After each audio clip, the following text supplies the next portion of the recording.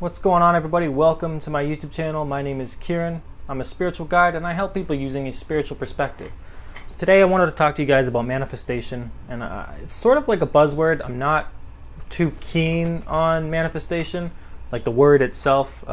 It really just means getting what you want, right?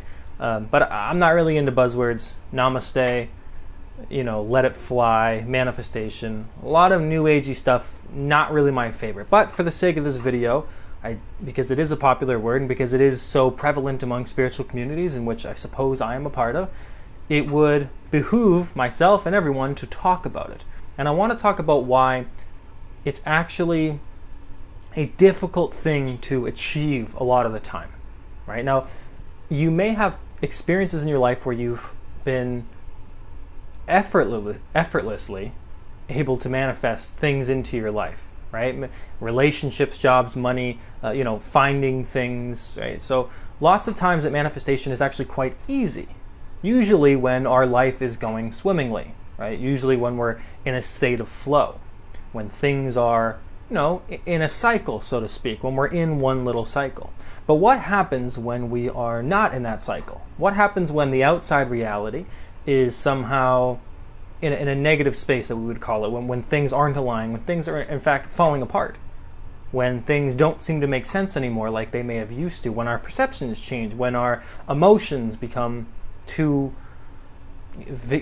when they become too loud, too hard to ignore anymore.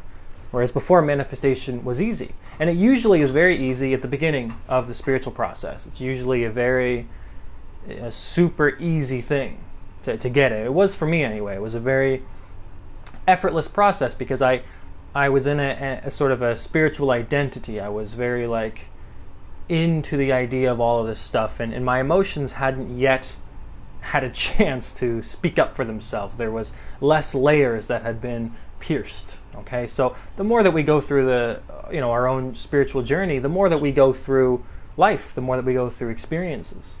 The more that our mind begins to change and the more that our emotions begin to disrupt, the more we uncover, essentially, right? So I'm here to talk about why it is so hard to manifest a lot. Right? This, generally speaking, of course, everybody has different experiences, but generally speaking, what becomes so hard about manifestation has nothing to do with our thoughts or the outside reality, but with our feelings, with guilt. Now, guilt is the word to pay attention to.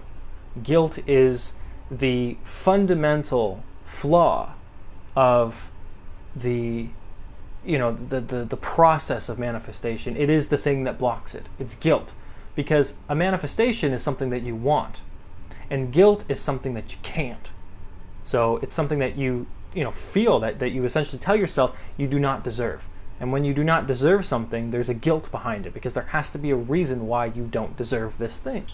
So, for example, I was making a list yesterday of what I felt my ultimate career would be like, what I felt like I would enjoy doing, what a lifestyle looked like, the things that I would like to be doing, how much money I'd like to be earning, just a list, like a pinpoint list of the types of things that I would like to be doing with my energy, my time, my passion. Okay, now this is one of them. You're seeing one of them right now, but there's tons of other stuff I love doing, and I'm trying to find a specific, outlet for what that would look like.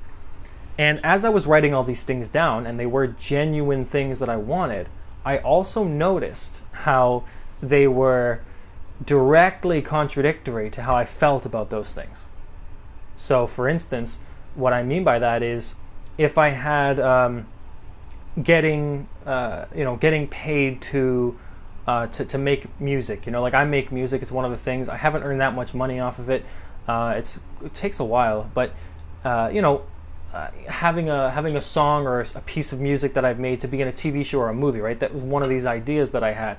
And I noticed an insecurity come up, a feeling that suggested that is not actually something that I can get.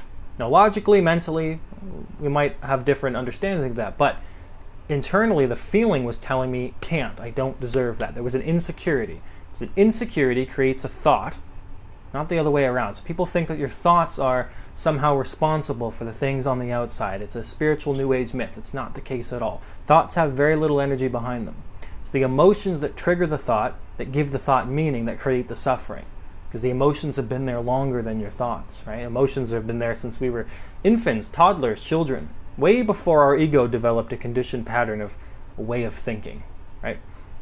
So our emotions are the things with energy. Our thoughts are very, very little energy at all. Very, very little. I cannot fathom how people believe truly that your thoughts, if they're negative, for instance, will influence negative realities, because quite the opposite is almost always true, and the same thing, right? So how many times have I been positive in my life and gotten what I wanted, versus how many times have I been negative in my life and gotten what I wanted? They're almost exactly the same. And it's the same thing with the opposite. Conversely, I've been negative, got what I wanted. I've been negative, not got what I wanted. I've been positive and got what I wanted. Positive and not got what I wanted. I could have been thinking about butterflies and rainbows and unicorns and soft, fluffy pillows for weeks in a positive, high vibrational state of being and didn't get what I want. Because the fact of life is you don't always get what you want. If everybody got what they wanted in life, the world would be a very weird, different, scary place. Scarier than it is if everybody got what they wanted, right? From dictators to saints, it would be a weird place. None of us would probably be here if everybody got what they wanted at all times. So the idea that you can simply get everything that you want by thinking positively is not the case. But there are things that you can get. Of course there are. You still have the ability to manifest. You still have the ability to get what it is that you need and you want. And you can't get everything. There's just too much. It's too much of it.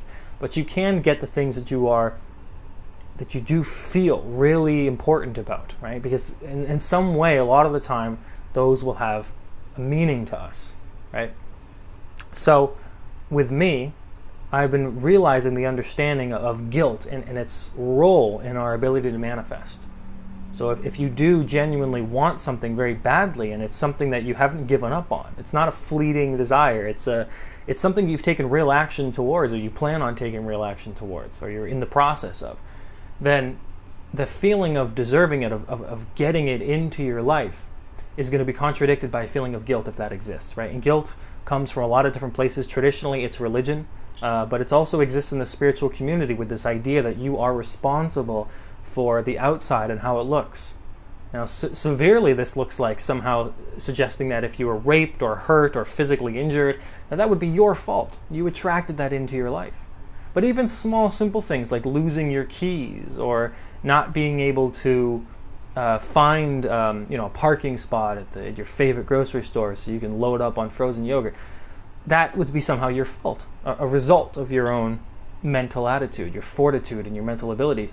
But that just creates more guilt for a lot of us. Maybe it works for people that don't have any sense of guilt at all, but the human experience is fraught with guilt. It's fraught with it. It's complete. We start as guilt as a human. You look back to human history. It's the idea that we shouldn't even be here.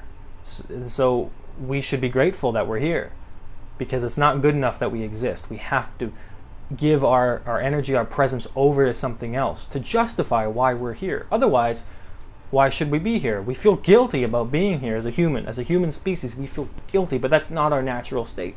Our natural state is innocence, because if it was guilt, feeling guilty would not be a contradiction within ourselves. It would not create a chaos or a conflict. Our natural state is innocence, and that's why we feel guilt. It couldn't possibly be the other way. So guilt as a feeling that we do not deserve something, feeling that we're not good enough for something, is created by many things. Maybe it's something that we did intentionally. Maybe we did make a mistake. Maybe we hurt somebody, cheated on them, did something that we know was wrong, did it on purpose. Plenty of things that we did willingly, consciously, that have created guilt within our lives. That's true. I think all of us have made mistakes, and some of that guilt can still be within us. And that's blocking this feeling of, well, I want this. Maybe you want a boat, for example. I don't know why you would want a boat, but you want a boat. You want to go do boat people things, wear boat shoes and film cheap pornography. You want to have a boat and you want to go do those things. That's great. But if you feel guilty because you cheated on your partner 2 years ago and you feel really bad about it and it's still existing within you, then you're going to feel that the manifestation that you want is not deserved. And so that you simply can't get it. And yet you might be watching other people manifest effortlessly. And you will look to others for advice, maybe some spiritual gurus, right? And they will tell you, well, it's because of your negative thoughts and your negative thinking, and they'll tell you that your outside reality is being caused by these thoughts, and that really you should do this and that and this, and you should affirm and visualize and pray and do all this other stuff. But it's never been about what you deserve. It's been about what you take. There's plenty of examples in human history, current, past, probably in the future as well, of people just going after what they wanted and getting it, regardless of if they deserved it or not. You can even think of Edison versus Tesla, Nikola Tesla, right? Nikola Tesla was largely responsible for everything that light, electricity. He was largely responsible for all of that. But Edison had a flair, and he had money, and he had popularity and charisma, and he stole the idea. He took it for himself, and he charged. And Tesla just wanted it all to be free, but he made money off of it. So Edison was this, brilliant sort of businessman, and Tesla was just this regular kind of person who had a more innocent view type towards this in particular, right? I was just talking about the electricity thing. I don't know either of them personally, obviously. But in history anyway, Edison is often painted as the guy who stole the idea, and Tesla as the guy who kind of came up with it. And that's just a general thing. There's lots of little details, but this is not a type of video on electricity. So the idea is there's tons of people throughout history have gotten what they wanted simply by going after it, because they didn't feel guilt about it. So our guilt around things directly conflicts with our ability to get something. The more guilty we feel, the more guilty we are as people, the longer it seems to take, the more frustration we have with getting the things that we want. Whereas somebody who doesn't have all these hang-ups usually can go after things quite quickly. So you have to remember that guilt, the fundamental feeling of guilt, is what stops you from getting your manifestation. Not your thoughts, not your outside reality, not a bunch of pithy sayings that are just supposed to cheer you up momentarily, but when you put your head in the pillow at nighttime, all the feelings come back. No visualizations, no affirmations, no 10-step processes. All of those things are maybe helpful, maybe not, but they're pseudoscience at best, pseudo-spiritual at best. But the feeling of guilt, that's real, that exists within us. And a lot of it's unintentional, a lot of it's unconscious.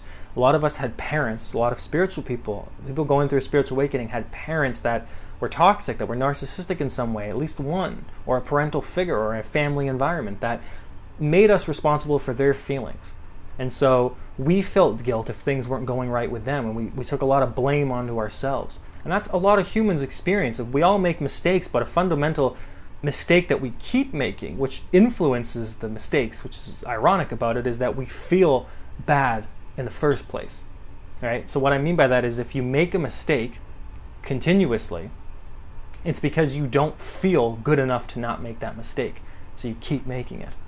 But it's an unconscious origin. There's an unconscious origin that states that we've done something that we feel guilty about, that was put onto us. And that feeling creates the continuum of doing the same patterns, of the same things that would make us feel guilty. Right? So the reason that maybe someone has an eating problem, they do things that keep making them, not taking care of themselves, and they feel guilty about every time they do X, Y, and Z, is because there's an origin of that. There's an origin. And yet if we were to accept the original origin of shame or guilt and come to terms with it, then in the future we would stop making those mistakes. But what happens is we feel guilty, and so we feel we don't deserve to just accept ourselves as we are in the present. So just in the future we just keep doing things because the past has never really been resolved. So this feeling of guilt will eventually come up to a lot of spiritual seekers, a lot of people on this path, blocking their manifestations. Especially when you've gone so deep into your spiritual journey that all that's left is the part where you face yourself. All that's left is the part where you come to terms with who you are. And that's where I am. That's where I am in my spiritual journey. I've done all of the things. I've done everything I could possibly do.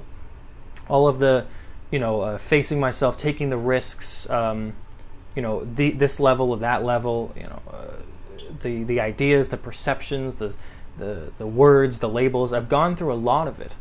And all that's left to me now in this part of my journey is the self-care, the emotional well-being, to look within myself for that innocence, the innocent state that we are.